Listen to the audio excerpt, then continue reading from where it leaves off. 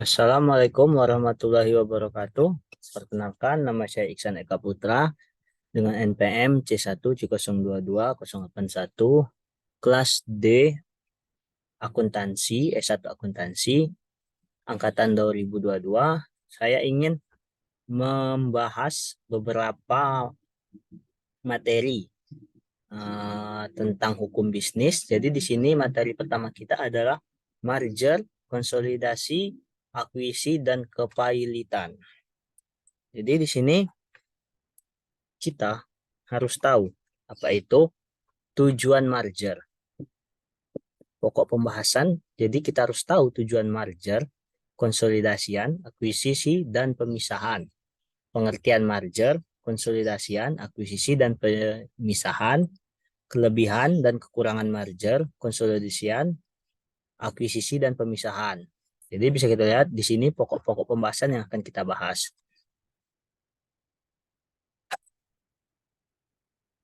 Jadi pada pokok pembahasan pertama tujuan dari merger, konsolidasian, akuisisi, dan pemisahan.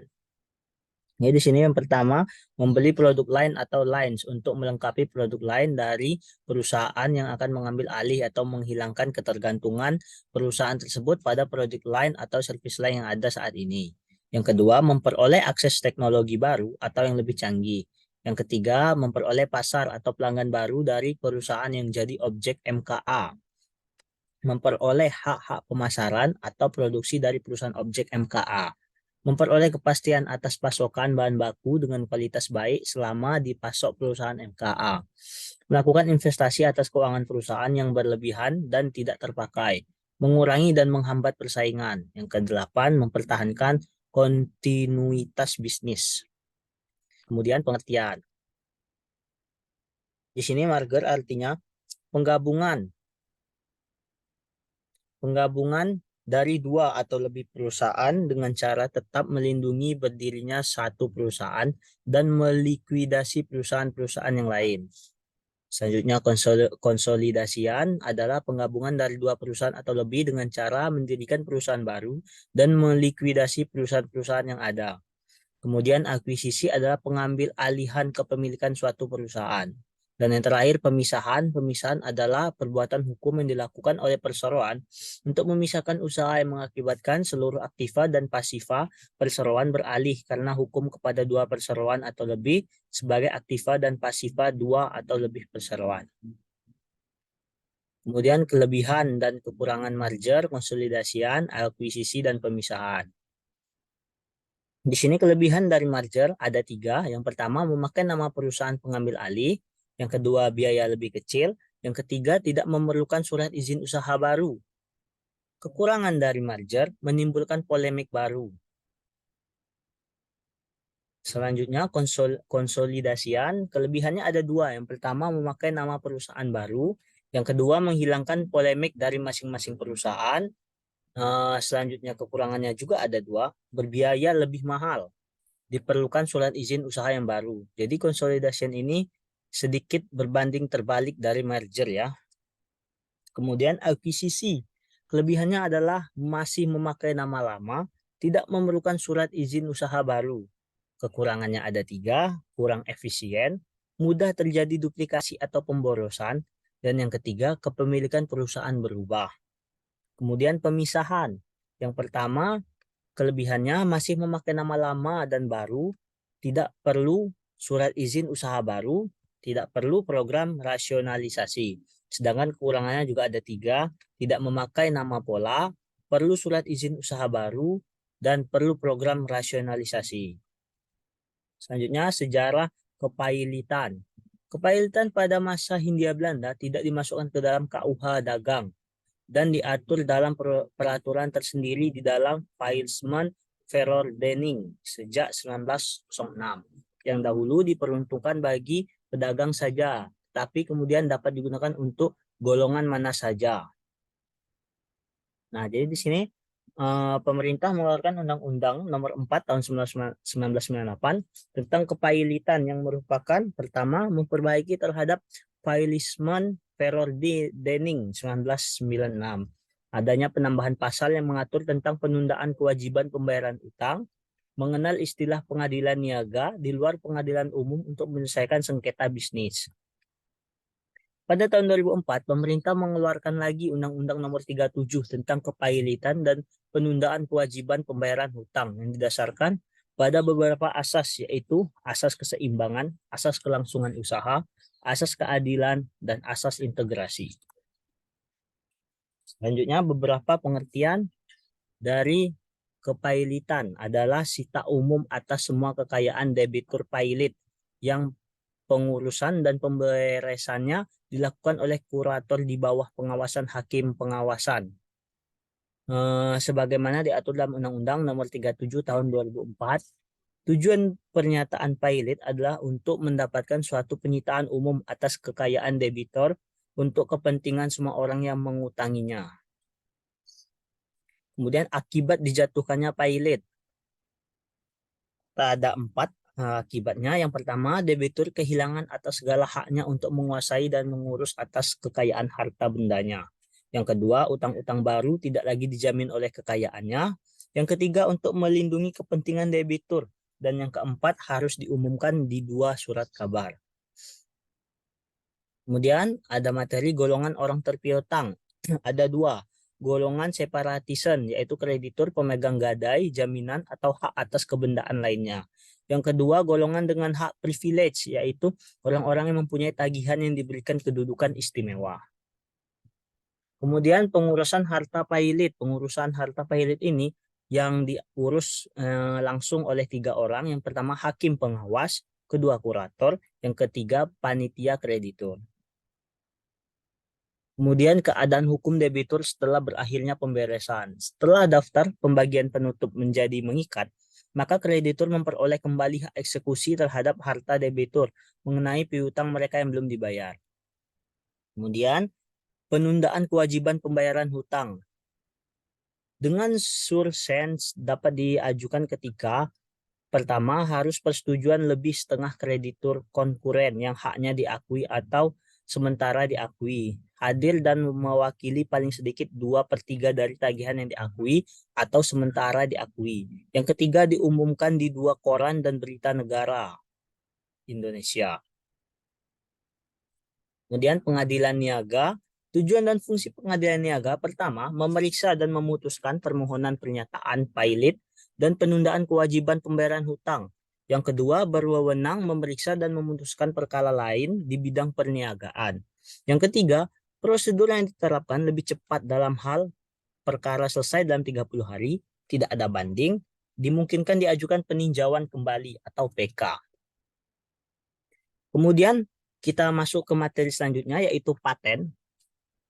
Nah, di sini pokok pembahasan dari paten ini ada 6. Yang pertama, luang lingkup paten, permohonan paten, pengalihan dan lisensi paten. Keempat, pembatalan paten. Kelima, paten sederhana. Keenam, PCT dan TRIPS. Yang pertama, ruang lingkup paten. Pengertian paten menurut Undang-Undang Nomor 14 tahun 2001 adalah hak eksklusif yang diberikan negara kepada penemu di bidang teknologi selama waktu tertentu, melaksanakan sendiri investasinya atau memberikan persetujuan kepada orang lain untuk melaksanakannya. Dalam hal ini, pemegang paten adalah penemu sebagai pemilik paten. Pendaftaran paten adalah wajib bagi investor. Perlindungan hukum baru diberikan negara kepada investor apabila pendaftaran paten tersebut telah dilaksanakan. Jadi sangat penting ya teman-teman untuk menerbitkan paten ini apabila kita menemukan hal-hal yang dianggap baru. Penemu paten, investor. Menurut Undang-Undang Paten Nomor 14 Tahun 2001, bisa penemu per orang atau badan hukum. Di sini khusus untuk badan hukum tidak dianggap sebagai penemu paten, tetapi hanya pemegang hak patennya saja. Pemegang paten itu ada 3, yaitu penemu sebagai pemilik paten, penerima hak dari pemilik paten, penerima lebih lanjut dari penerima hak. Kemudian penemu yang dapat diberikan paten. Menurut pasal 2 dan 3 Undang-Undang Nomor 14 Tahun 2001, penemu yang bisa diberikan paten harus memenuhi kriteria. Yang pertama, penemuan baru. Yang kedua, mengandung langkah inventif. Yang ketiga, dapat diterapkan dalam bidang industri. Kemudian, penemuan yang tidak dapat diberikan paten. Menurut Undang-Undang Pasal 7 Nomor 14 Tahun 2001, penemuan yang tidak diberikan paten ada 4. Yang pertama, proses atau hasil produksi yang bertentangan dengan Undang-Undang Ketertiban Umum, agama, atau kesusilaan. Yang kedua, metode pemeriksaan, perawatan, pengobatan, dan pembedahan. Yang ketiga, teori metode bidang ilmu pengetahuan atau semua makhluk hidup kecuali jasad renik. Yang keempat, proses biologis yang esensial kecuali proses non-biologis atau proses mikrobiologis. Selanjutnya, penemuan yang tidak dianggap telah ditemukan. Menurut Pasal 4 Undang-Undang Nomor 14 Tahun 2001, penemuan yang tidak dianggap telah diumumkan jika 6 bulan sebelum permintaan paten diajukan. Penemuan tersebut dipertunjukkan dalam suatu pameran internasional di Indonesia atau di luar negeri yang resmi, diakui secara resmi, dalam suatu pameran nasional di Indonesia yang resmi atau diakui sebagai resmi. Yang keempat, penemuan dalam rangka percobaan dengan tujuan penelitian dan pengembangan. Jangka waktu paten. Menurut UU Nomor 14 Tahun 2001, jangka waktu berlakunya sebuah paten 20 tahun sejak tanggal penerimaan dan tidak dapat diperpanjang lagi.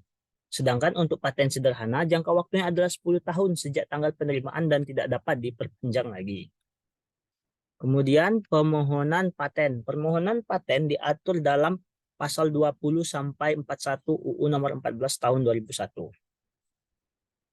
Pengalihan dan lisensi paten. Di Indonesia, pemegang paten wajib melaksanakan, namun tetap diberikan pengecualian jika pelaksanaan paten tersebut secara ekonomi dengan layak bila dibuat dengan skala regional yang disetujui Direktorat Jenderal Paten Departemen Hukum dan HAM.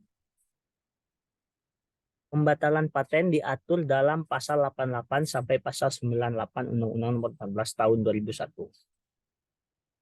Kemudian paten sederhana, badan sederhana diatur dalam Pasal 104 sampai dengan Pasal 109 UU Nomor 14 Tahun 2001. Yang dapat diberikan paten sederhana itu ada 4. Yang pertama, hanya untuk investasi.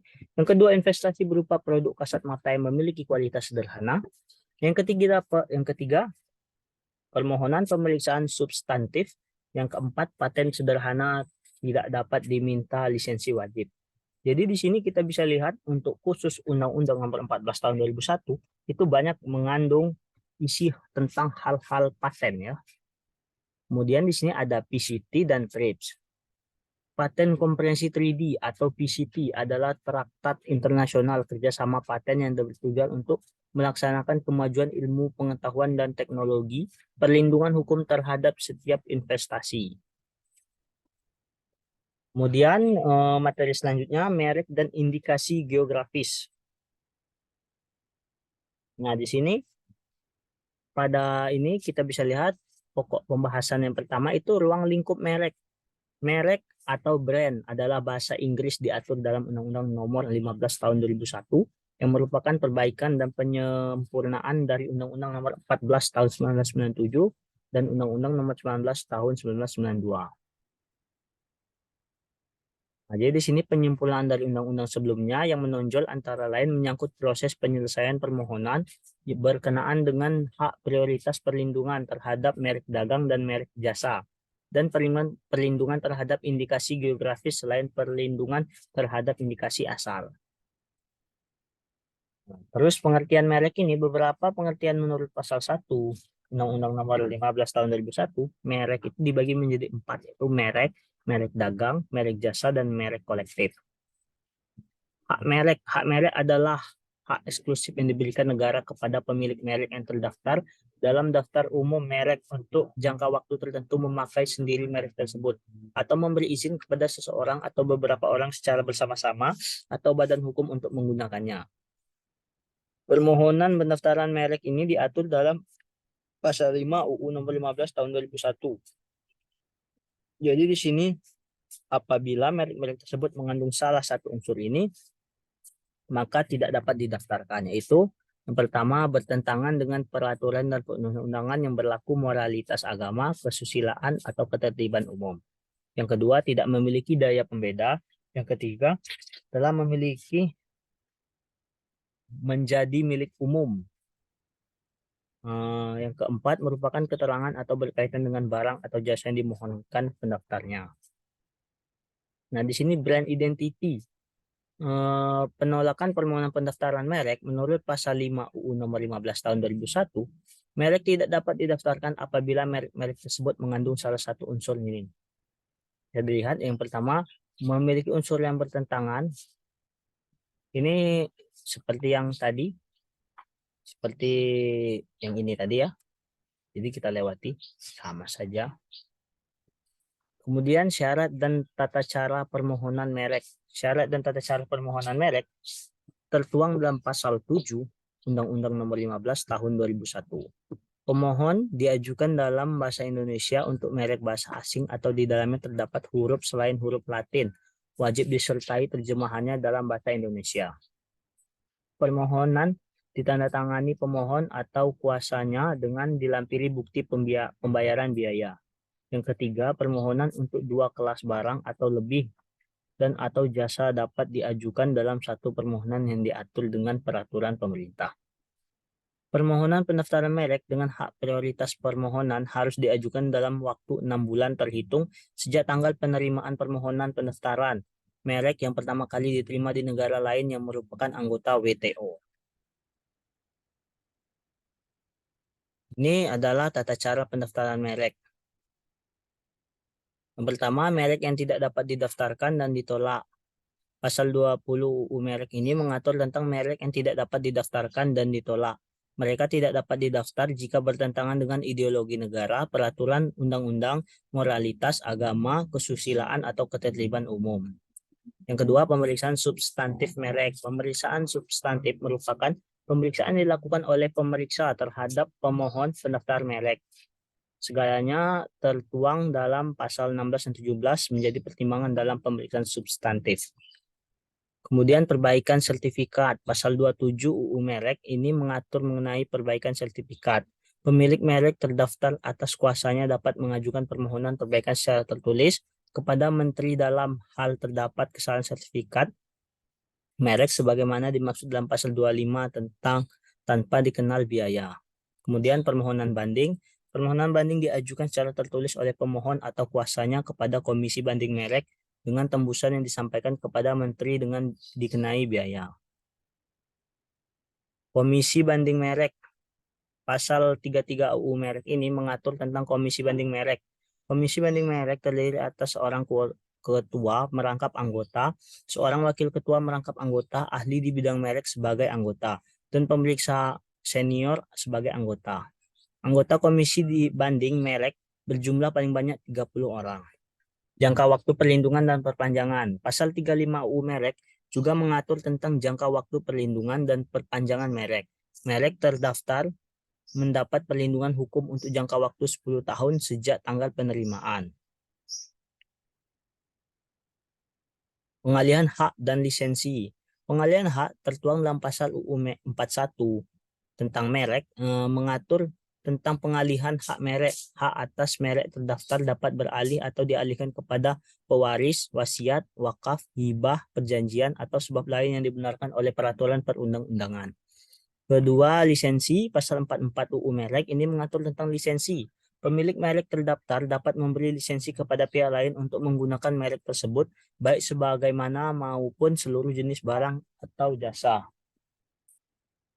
Kemudian merek kolektif dalam pasal 44 Undang-Undang Merek mengatur permohonan pendaftaran merek sebagai merek kolektif hanya dapat diterima jika dalam permohonan dengan jelas dinyatakan bahwa merek tersebut akan digunakan sebagai merek kolektif. Kemudian permohonan pendaftaran merek internasional tertuang dalam pasal 55 UU merek.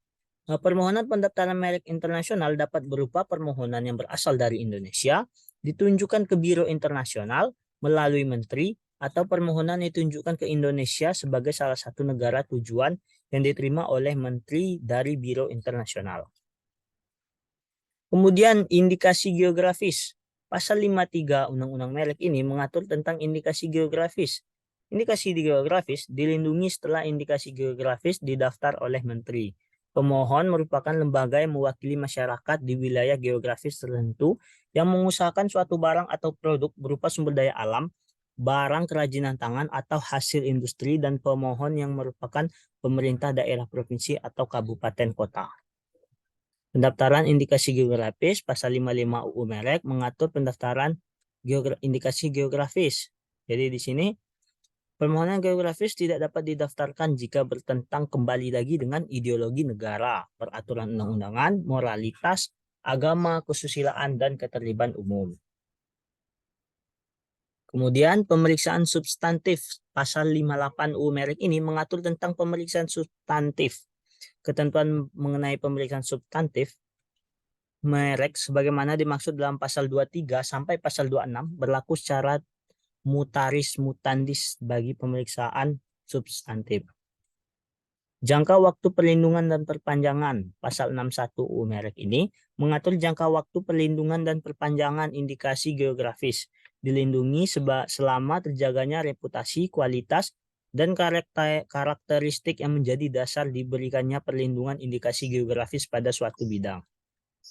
Kemudian indikasi asal. Pasal 63 Undang-Undang Merek ini mengatur tentang indikasi asal. Indikasi asal dilindungi tanpa melalui kewajiban pendaftaran atau secara deklaratif sebagai tanda asal suatu barang atau jasa yang benar dan dipakai dalam perdagangan. Kemudian pelanggaran atas indikasi geografis, pasal 66 Undang-Undang Merek ini mengatur tentang pelanggaran atas indikasi geografis mencakup pemakaian indikasi geografis baik secara langsung maupun tidak langsung atas barang atau produk yang tidak memenuhi dokumen deskripsi indikasi geografis. Yang keenam, gugatan. Pasal 67 Undang-Undang Merek ini mengatur tentang gugatan terhadap pelanggaran sebagaimana dimaksud dalam pasal 66 dapat diajukan gugatan. Pembatalan dan pencoretan pendaftaran merek diberitahukan secara tertulis kepada pemilik merek atas kuasanya dengan menyebutkan alasannya. Pembatalan dan pencoretan merek dicatat dan ditulis dalam berita resmi merek. Kemudian pembinaan dan pengawasan indikasi geografis. Pasal 70 Undang-Undang Merek ini mengatur tentang pembinaan dan pengawasan indikasi geografis. Pembinaan indikasi geografis dilakukan oleh pemerintah pusat atau pemerintah daerah sesuai dengan kewenang-wenangannya.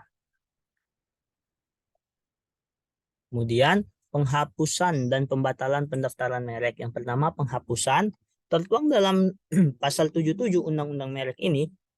Pemohon penghapusan dapat diajukan oleh pemilik merek atau kuasanya baik untuk sebagian atau untuk seluruh jenis barang atau jasa. Kemudian pembatalan, pasal 76 Undang-Undang Merek ini mengatur gugatan pembatalan merek terdaftar dapat diajukan oleh pihak yang berkepentingan berdasarkan alasan sebagaimana dimaksud pasal 20 atau pasal 21. Pasal 77 Undang-Undang Merek ini juga mengatur gugatan pembatalan pendaftaran merek hanya dapat diajukan dalam jangka waktu 5 tahun terhitung sejak awal pendaftaran merek. Kemudian sistem jaringan dokumentasi dan informasi merek dan indikasi geografis.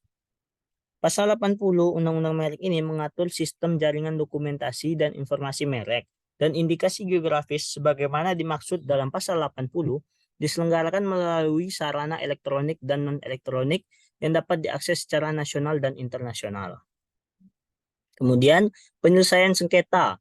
Yang pertama, gugatan atas pelanggaran merek. Pemilik merek terdaftar dapat mengajukan gugatan terhadap pihak lain secara tanpa hak menggunakan merek yang mempunyai persamaan pada pokoknya atau keseluruhan untuk barang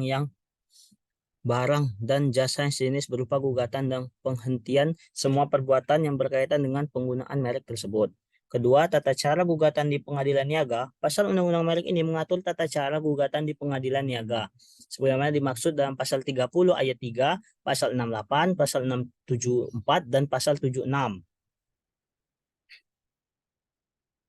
Kemudian kasasi, pasal 88 Undang-Undang Merek juga mengatur permohonan kasasi diajukan paling lama 14 hari setelah keputusan yang dimohonkan kasasi diucapkan atau diberitahu kepada para pihak dengan mendaftarkan kepada panitia pada pengadilan niaga yang telah memutuskan gugatan.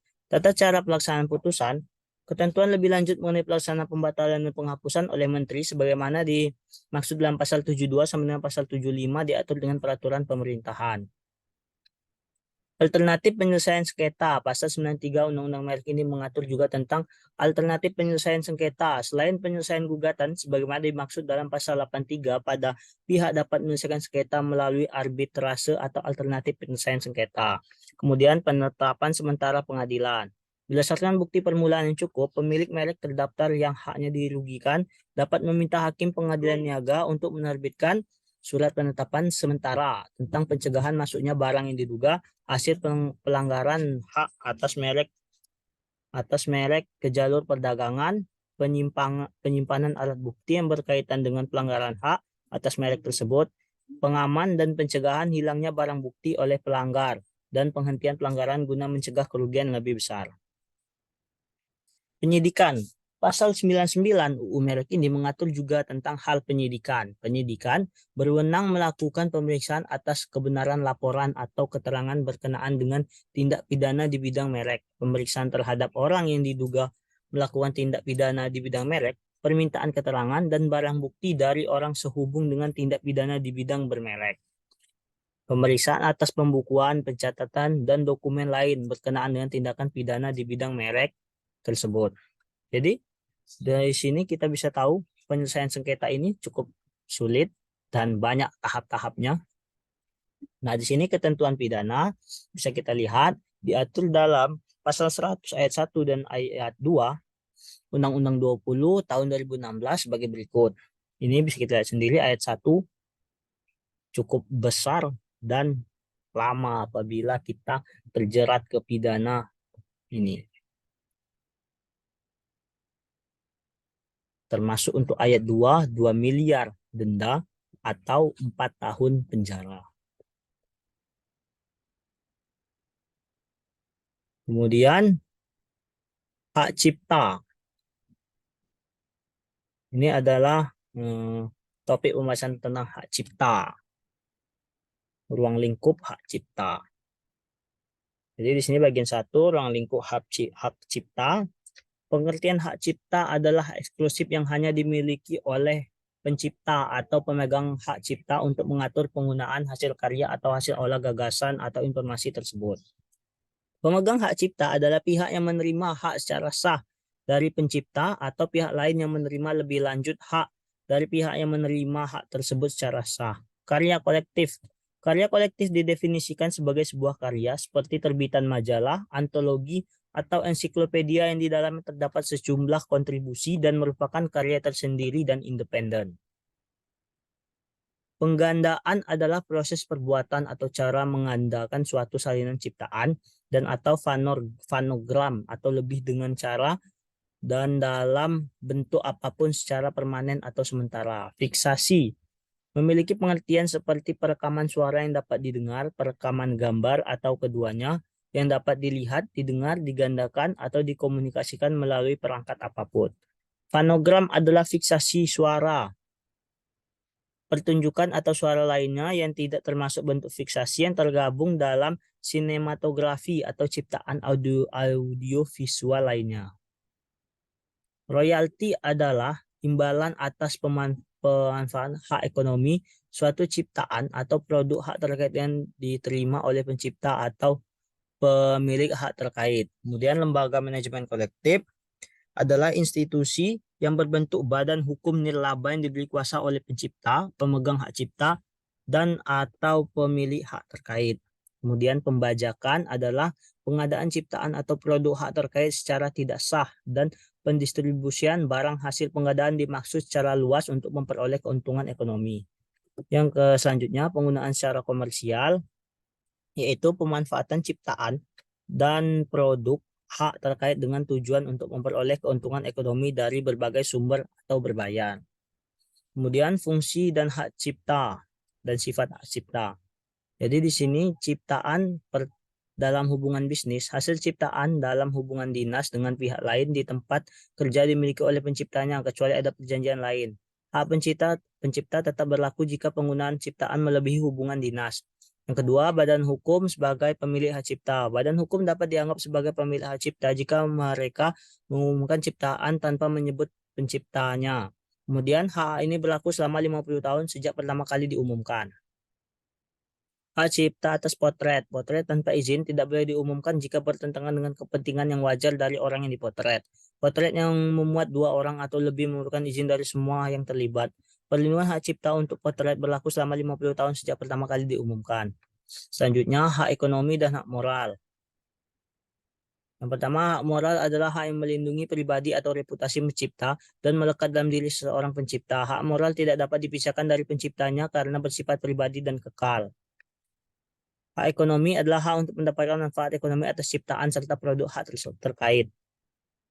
Bagian selanjutnya, hak terkait. Hak terkait adalah hak yang berkaitan dengan hak cipta yang merupakan hak eksklusif bagi pelaku pertunjukan produser fonogram atau lembaga penyiaran. Kemudian ciptaan derivatif. Derivatif adalah suatu kontrak keuangan yang terjadi antara dua pihak atau lebih dari dua untuk memenuhi suatu perjanjian atas penjualan atau pembelian aset maupun komoditas tertentu. Kemudian pendaftaran hak cipta. Pendaftaran hak cipta, tata caranya adalah dapat diajukan secara elektronik maupun non-elektronik dengan permohonan secara tertulis kepada menteri. Menyertakan contoh ciptaan, melampirkan surat pernyataan kepemilikan ciptaan, lalu membayar biaya pendaftaran atau pencatatan. Jadi di sini kita bisa lihat tahapan untuk mendaftarkan hak cipta melalui sistem elektronik. Saya rasa teman-teman bisa membacanya langsung. Bagaimana caranya apabila teman-teman memiliki atau ada hal yang diciptakan dan merasa itu menjadi hak kekayaan intelektual teman-teman, bisa kalian daftarkan ke hak cipta itu melalui situs hak cipta dgip.go.id. Baiklah. Selanjutnya, lisensi dan lisensi wajib.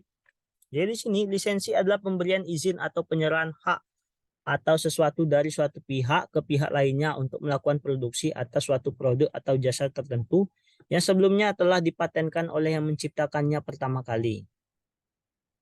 Jadi pada lisensi wajib merupakan lisensi untuk melaksanakan paten yang dilaksanakan atas dasar keputusan menteri. Di sini kita bisa lihat terdapat undang-undang untuk lisensi wajib. Kemudian pelanggaran hak cipta. Pasti kita banyak sekali menemu pelanggaran-pelanggaran hak cipta atau plagiasi di luar sana yang terus menggenjot bagaimana cara menduplikasi apapun barang itu. Masalah pembuktian dalam pelanggaran hak cipta itu adalah plagiarisme sulit dibuktikan secara langsung. Tentu plagiarisme itu sangat sulit dibuktikan secara langsung karena sudah berkembangnya teknologi sekarang itu membuat kita lebih mudah untuk menduplikasi, sedangkan sulit untuk membedakan yang mana duplikasi dan asli. Kemudian pelanggaran hak cipta sering terjadi dalam 2 tahap. Yang pertama peniruan dan ketidakizinan. Lalu doktrin pemakaian layak di Amerika Serikat, doktrin fair use digunakan untuk tidak mengkategorikan sebagai pelanggaran hak cipta. Kemudian beberapa variabel digunakan untuk menentukan fair use, termasuk tujuan pemakaian, sifat karya hak cipta, porsi yang ditiru, pengaruh ekonomis, dan alasan terdakwa. Kemudian sifat pekerjaan dalam doktrin of fair use yang ada 2, yaitu faktor ekonomi dan potensi pengaruh ekonomi menjadi penentu dalam doktrin fair use. Hubungan sifat pekerjaan dengan faktor ekonomi mempengaruhi penentuan fair use. Kemudian ketentuan pidana. Jadi kita ada pidana untuk orang-orang yang melanggar hak cipta ini ya. Bisa kita lihat hukumannya ada 4, penjara, denda, bahkan ada hukuman mati loh.